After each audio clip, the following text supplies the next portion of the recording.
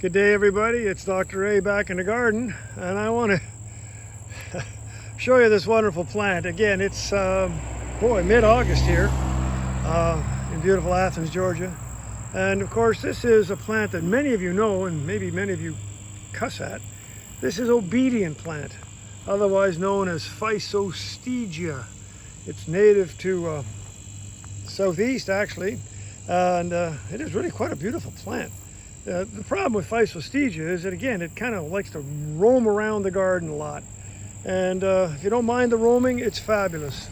And it also is called obedient plant for a reason. I have another video you can look at on the app that shows you why.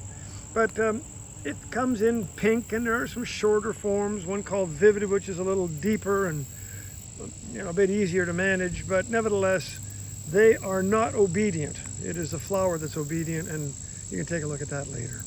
Anyway, it goes terrifically well in all parts of the garden. Here's some Ruellia behind it.